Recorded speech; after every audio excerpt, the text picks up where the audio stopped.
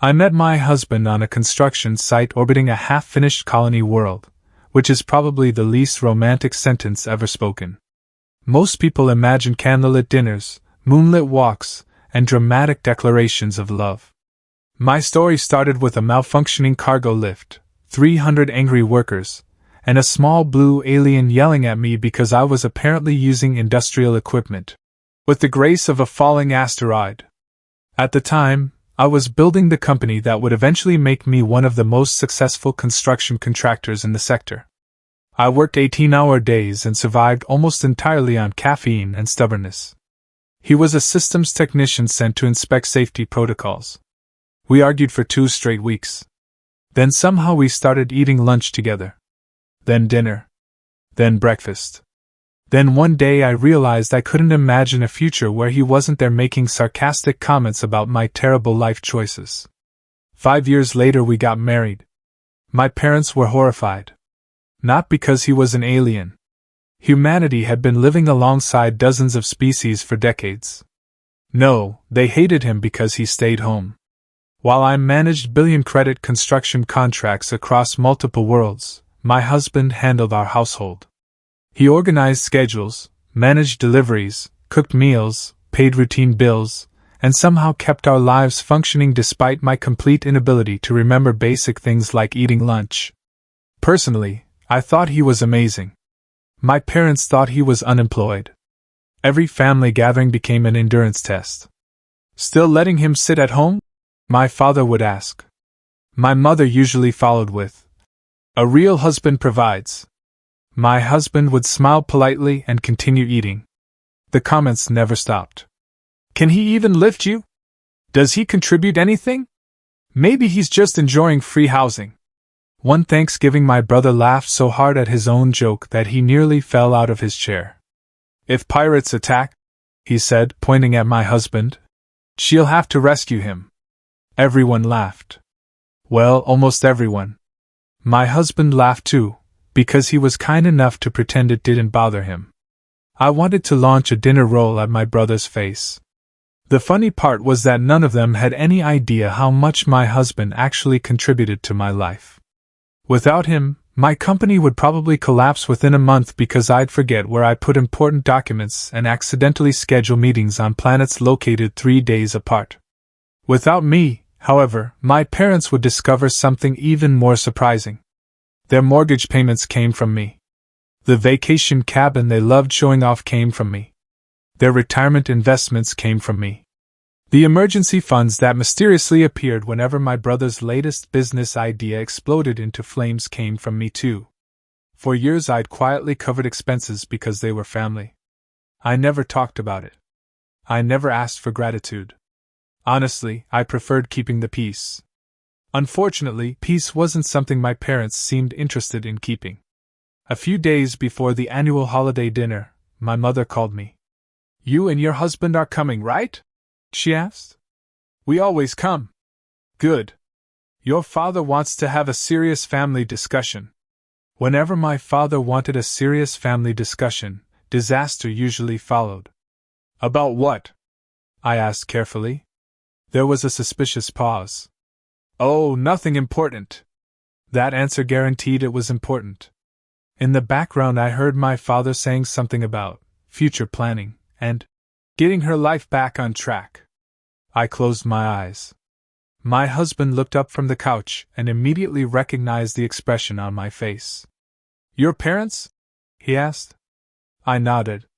He sighed. "They still think I'm secretly plotting to steal your fortune?" "Apparently. That's disappointing." I raised an eyebrow. "Why?" "Because if I were stealing your fortune, I'd at least buy a spaceship shaped like a giant duck." Despite myself, I laughed. That was the thing about him. No matter how frustrating my family became, he always found a way to make me smile. He crossed the room and wrapped an arm around my shoulders. "We'll survive dinner." I leaned against him. At the time, neither of us knew that holiday dinner was about to become the most uncomfortable meal in my parents' history. And for once, I wasn't going to be the uncomfortable one. The holiday dinner looked like the kind of celebration featured in luxury lifestyle magazines. Expensive decorations hung from every wall. Imported flowers filled crystal vases. The dining table was covered with enough food to feed a small colony settlement. As I walked through the front door, my mother immediately began showing off. "Do you like the new renovations?" she asked. I smiled. Technically, I had paid for those renovations 6 months earlier. They look great. "Oh, your father insisted on only the best materials." That was funny because my father had complained about the contractor prices the entire time. My husband entered behind me carrying homemade desserts. He had spent most of the afternoon baking despite knowing half the people in the room would find a reason to criticize him anyway. My grandmother immediately hugged him. The rest of the family barely acknowledged him. My brother spotted us first. "Look who finally arrived." My husband handed him a dessert tray. "Good to see you too." My brother examined the tray. "You made these yourself?" "Yes." "So basically you're still doing kitchen duty." Several relatives laughed. My husband simply smiled. "I also folded laundry this week. It was very exciting." A few people chuckled. Unfortunately, my brother interpreted that as encouragement. "Must be nice having so much free time." I noticed my husband's smile tighten slightly. Not enough for anyone else to notice. Enough for me. Dinner started normally. For approximately 7 minutes. Then my father began. "You know," he announced loudly, "I've always believed a husband should support his wife." I immediately recognized danger approaching at high speed. Across the table, my husband quietly continued eating. My mother nodded enthusiastically. "Exactly. Marriage is supposed to be a partnership." I almost laughed at the irony. A partnership. Interesting word choice from people whose financial survival depended entirely on one person sitting at the table. My father pointed his fork toward my husband. "Nothing personal, but I don't understand how a man can be comfortable staying home while his wife works." My husband swallowed calmly. "We've always been happy with our arrangement." "That's not the point." "Then what is the point?" The room suddenly became very interested in listening. My father leaned back in his chair. "A man should be able to carry his wife." My husband blinked. "Physically?" Several relatives laughed. My father frowned. "You know what I mean?" "No," my husband said honestly. "I really don't." That earned another round of laughter. I bit the inside of my cheek to stop myself from smiling. My mother jumped into the conversation. "A woman wants security." My husband looked confused. "I thought owning a construction company worth several billion credits counted as security." A cousin accidentally snorted water through his nose. My father ignored the comment. "What happens if she stops working?" I nearly answered. "Then we're still rich." Instead, I remained silent. My husband set down his fork. "If she stopped working tomorrow, I'd take care of her." My brother laughed so hard he nearly dropped his drink. "With what job?" The table erupted again. My husband looked around the room and realized everyone was laughing at him. Not with him. At him. For the first time all evening, I saw genuine hurt flash across his face. It disappeared quickly. But I saw it. And that was enough. Because while everyone else focused on his job title, I remembered who stayed awake when I worked late into the night. Who brought meals to my office. Who listened when contracts went wrong. Who encouraged me when projects failed. Who celebrated every success before anyone else even heard about it. He had carried my stress for years. The room continued filling with jokes. The comments became increasingly ridiculous. My brother suggested creating a charity fund for unemployed husbands. My aunt asked whether my husband needed an allowance. Someone else wondered if I gave him chore charts. Every joke landed harder than the last. Then my mother made the mistake that changed everything. She smiled sweetly and said, "Honey, it's not too late. You could still find a husband who actually contributes." The entire table went silent. Beside me, my husband stared at his plate. Across from me, my father nodded proudly as if some profound wisdom had just been delivered. Then he raised his glass. Everything this family has today came from hard work and sacrifice. I slowly placed my fork down, because that sentence had finally pushed me past my limit. And my father had absolutely no idea what was about to happen next. My father lifted his glass proudly. Everything this family has today came from hard work and sacrifice. I stared at him for several seconds. Then I asked a simple question. Really? The confidence on his face didn't change. Of course. I nodded slowly. The house? Yes. The vacation cabin? Obviously. The retirement accounts? Naturally. My brother leaned back in his chair and smirked. And don't forget my business. That nearly made me laugh. His business had lost money so consistently that economists could probably study it as a natural phenomenon. I folded my hands together. Interesting. My mother frowned. What does that mean? It means I want to make sure we're all talking about the same things. The room became quiet. My husband glanced at me. He knew that tone. It was the same tone I used before terminating construction contracts worth millions. My father crossed his arms. What's your point? My point is that you keep talking about contribution. I reached into my bag and pulled out my tablet. Immediately, several family members sat up straighter. Nothing good ever followed when someone produced documentation. My brother laughed nervously. What are you doing? Clarifying. I tapped the screen. Let's start with the house. My mother rolled her eyes. What about it? I purchased it. Silence. A cousin blinked. What? I purchased it 8 years ago. My father laughed. No, you didn't. I turned the screen toward him. Mortgage records. Transfer documents. Payment history. Every monthly payment. His laughter disappeared. The room suddenly became very interested in the tablecloth. I continued. The vacation cabin? Also mine. My mother's mouth opened. Then closed. Then opened again. No. Yes. I swiped to the next file. Purchase agreement. Property registration. Maintenance records. All under my name. My aunt nearly dropped her fork. My brother looked like someone had unplugged his brain. I wasn't finished.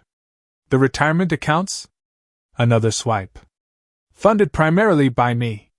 My father's face turned pale. My mother looked ready to faint. One relative actually whispered, "Oh no." That was probably the correct response. My brother suddenly found his drink fascinating. Then I moved to my favorite category. His business. The room watched as I opened file after file. Emergency loans. Debt payments. Tax settlements. Equipment purchases.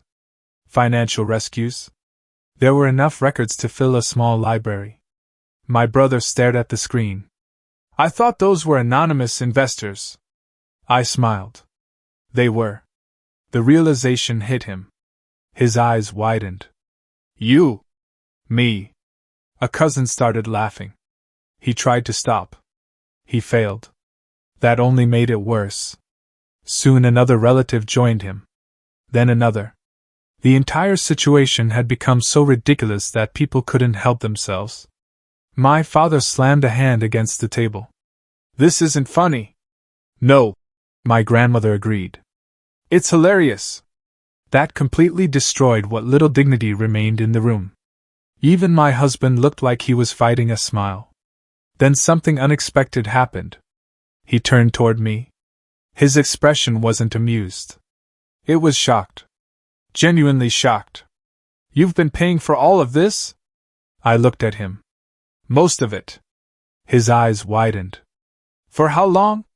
Several years. You never told me. I shrugged. It never seemed important. The entire table stared at me as though I had announced I secretly owned a moon. My husband looked around the room. Then at the documents. Then back at me. Wait. The house? Yes. The cabin?